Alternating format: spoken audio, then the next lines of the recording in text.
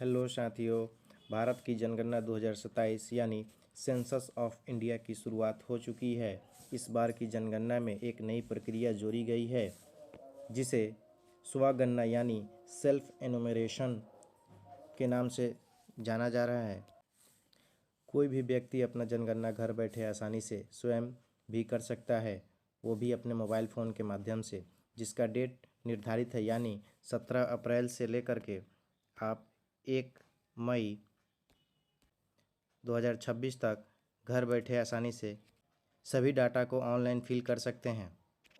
इसके बाद 2 मई से प्रगणक आपके घर पे जाएंगे और ये जनगणना की प्रक्रिया को पूरा करेंगे।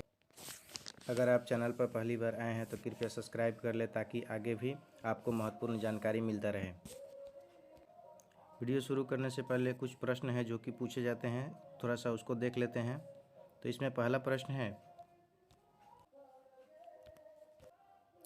कुछ पूछे जाने वाले प्रश्न हैं। तो इसमें पहला प्रश्न है, क्या कोई अभिलेख आपको दिखाना है, प्रस्तुत करना है? तो नहीं, आपको कोई भी डॉक्यूमेंट नहीं प्रस्तुत करना है, नहीं दिखाना है। अगला प्रश्न है, क्या साइबर कैफ़े से स्वगणना हो सकती है? तो नहीं, आपको जो है साइबर कैफ़े से ऑनलाइन नहीं कराना, ये खुद आपको घर बैठे अपने मोबाइल फ़ोन के माध्यम से जो है स्वगणना करना है।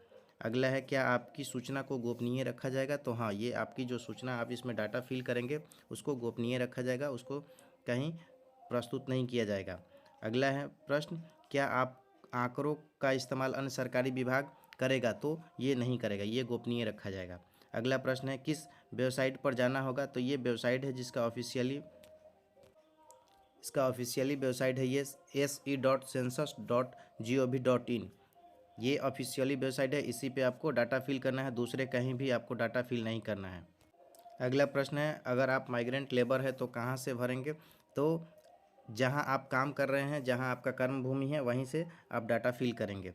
अगला प्रश्न है, प्रदेश से बाहर पढ़ाई करने वाले विद्यार्थी क्या दिल्ली, पुणे, बेंगलोर, बनारस इत्यादि में स्वगणना बिहार में भर सकेंगे? तो नहीं, वो यहाँ से फॉर्म नहीं भर सकते हैं क्योंकि जहाँ पे हैं वहीं आपको जनगणना आपको कराना है वहीं पे। अगला प्रश्न है, अगर रेंट पर हैं तो जहाँ प्रवास है वहीं से भरेंगे? तो हाँ, आप जहाँ पे रेंट पे रह रहे हैं, भाड़े पे रह रहे हैं, वहीं से आप जनगणना का फॉर्म भरेंगे।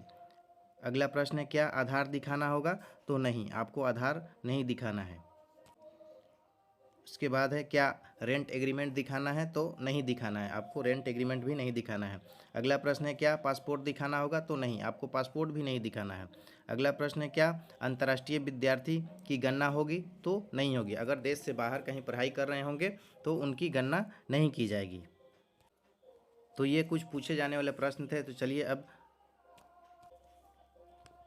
चलिए स्वगणना करके लाइव डेमो आपको दिखाने वाला हूँ। वीडियो पसंद आए तो लाइक करें, कमेंट करें और अपने साथियों को शेयर कर दें। तो सबसे पहले अपने मोबाइल फ़ोन में गूगल या क्रोम ब्राउज़र को ओपन करेंगे और उसके सर्च बार में सर्च करेंगे se.census.gov.in लिख करके सर्च करेंगे। ये लिख करके सर्च करेंगे। जैसे ही लिख करके सर्च करेंगे तो ऐसा इंटरफेस आपको देखने को मिलेगा।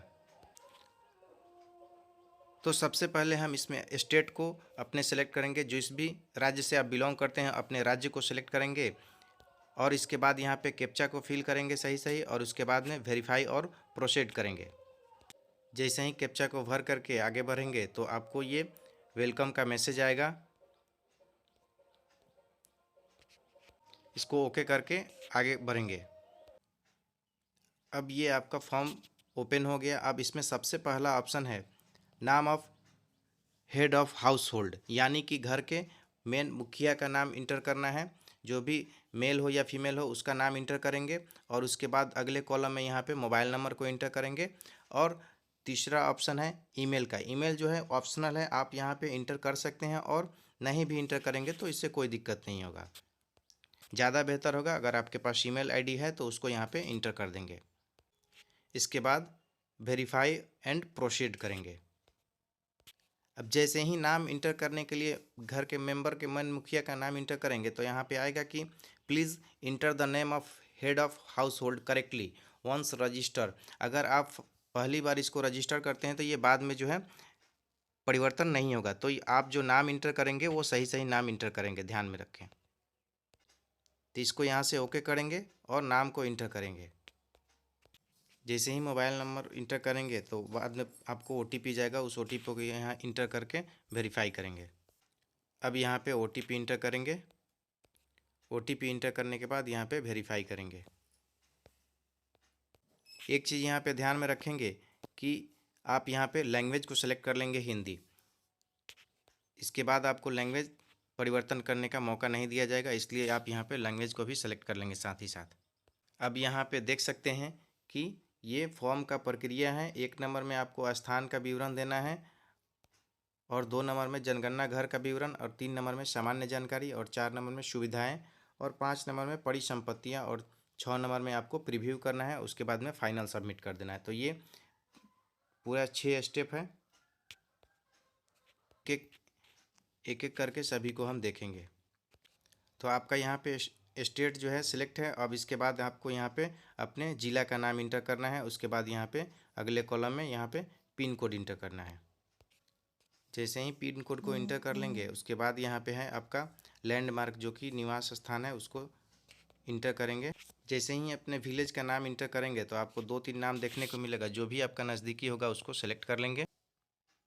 जैसे ही मैप को सेलेक्ट करेंगे, अगर आपका घर यहाँ पे नहीं देखने को मिल रहा है यहाँ पे, तो आप डबल फिंगर से इसको स्क्रॉल करेंगे इधर उधर, तो ये आपको सिलेक्ट हो जाएगा। जहाँ पे आपका होगा वो सिलेक्ट करके छोड़ देंगे इसको।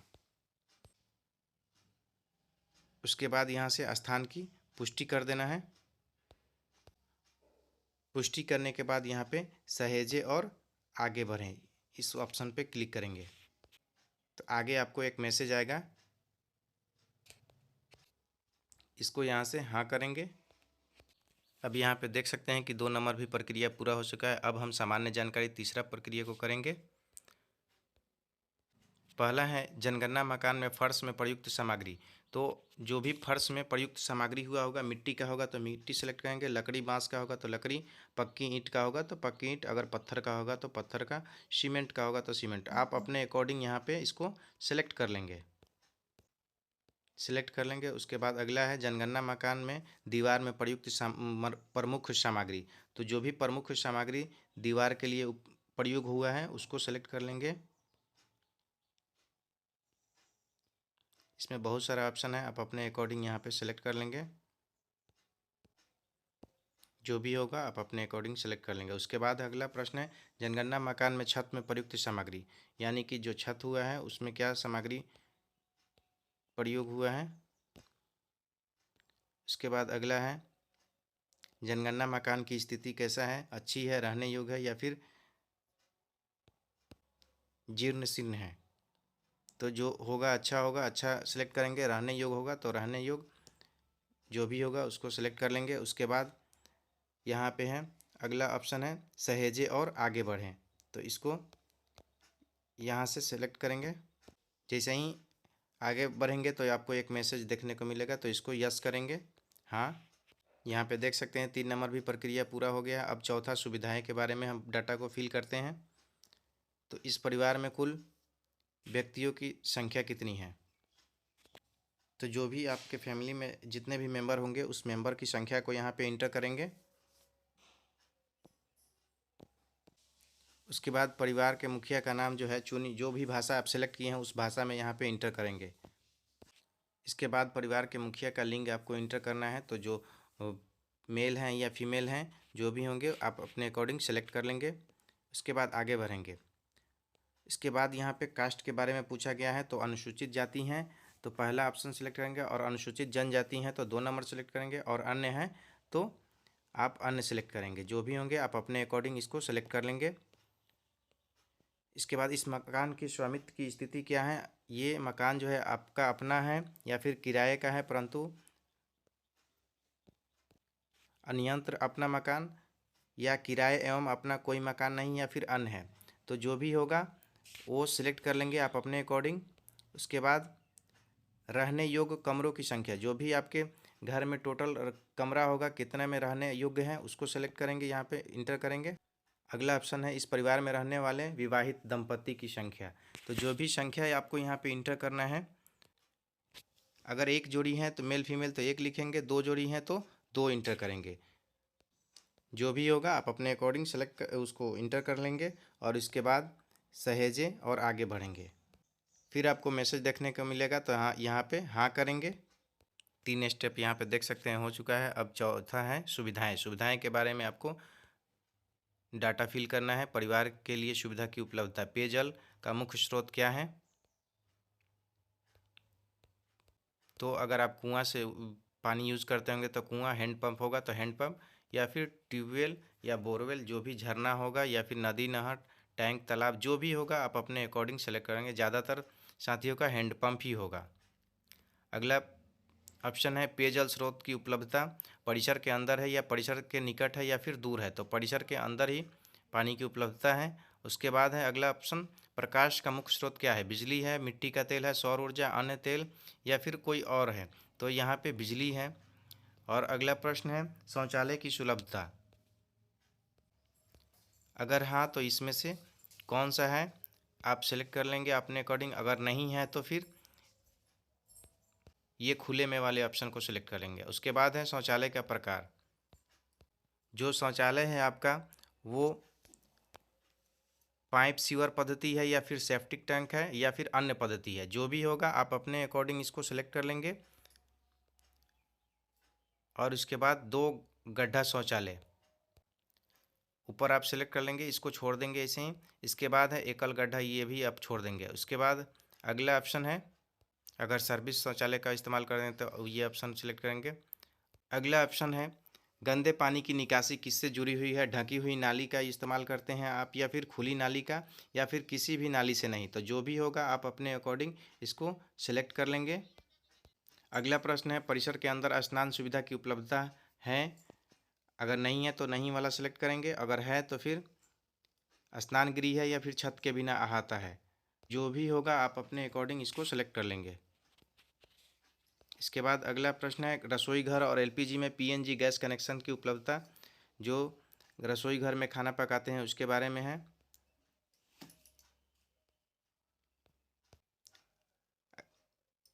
अगर घर के भीतर खाना पकाते हैं परंतु रसोई घर नहीं है तो ये वाला ऑप्शन अपना सिलेक्ट करेंगे। और खुले में बाहर खाना पकाते हैं तो ये सिलेक्ट करेंगे। और खाना नहीं पकाते हैं वो भी अपना ऑप्शन सिलेक्ट करेंगे। जो होगा आप अपने अकॉर्डिंग सेलेक्ट कर लेंगे। खाना पकाने के लिए प्रयुक्त मुख्य ईंधन क्या है। तो मुख्य ईंधन क्या इस्तेमाल करते हैं उसको सिलेक्ट करेंगे।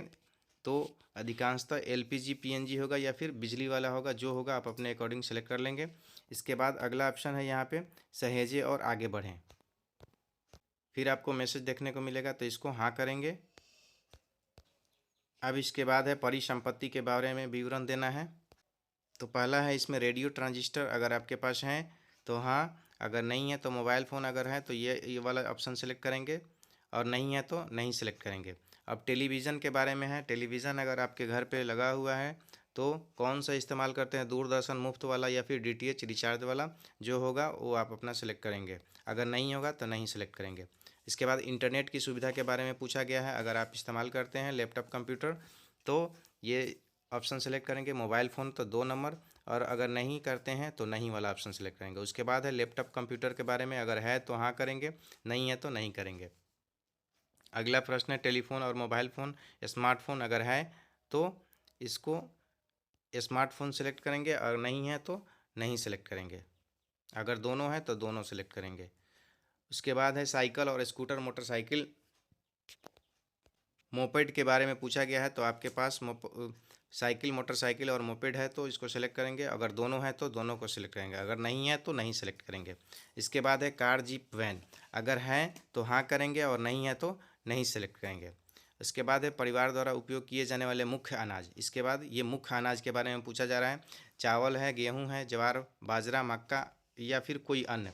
तो जो भी आप मुख्य के रूप में इस्तेमाल करते हैं यानी अधिक, उसको सेलेक्ट कर लेंगे। उसके बाद है नीचे आपको यहाँ पे मोबाइल नंबर देखने को मिल जाएगा। उसके बाद यहाँ पे सहेजे और आगे बढ़ना है। जैसा कि आप यहाँ पे देख सकते हैं कि सभी प्रक्रिया को हमने डाटा फिल कर लिया है। अब यहाँ पे प्रीव्यू करेंगे और प्रीव्यू करने के बाद फाइनल सबमिट करेंगे। ये प्रीव्यू का फॉर्म ओपन हो चुका है। अब इसको सभी डाटा को इसमें एक मरतबा मिला लेंगे। अगर कोई इसमें त्रुटि हो गया है तो उसको सुधार कर लेंगे, अन्यथा फाइनल सबमिट करेंगे।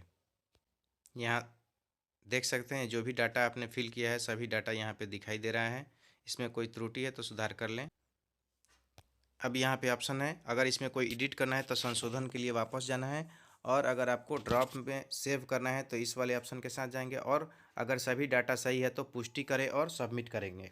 तो सभी डाटा सही है। अब यहाँ से हम फाइनल सबमिट करते हैं। जैसा कि यहाँ पे देख सकते हैं तो ये फाइनल सबमिट हमारा सक्सेसफुल हो गया है। अब यहाँ पे आप देख सकते हैं आपका स्वगणना फॉर्म सफलतापूर्वक सबमिट हो गया है। अब यहाँ पे SEID आपको यहाँ पे एक देखने को मिलेगा। यहाँ पे SEID आपको मिलेगा, इसको आप नोट कर लेंगे या फिर स्क्रीनशॉट करके रख लेंगे अपने पास सुरक्षित।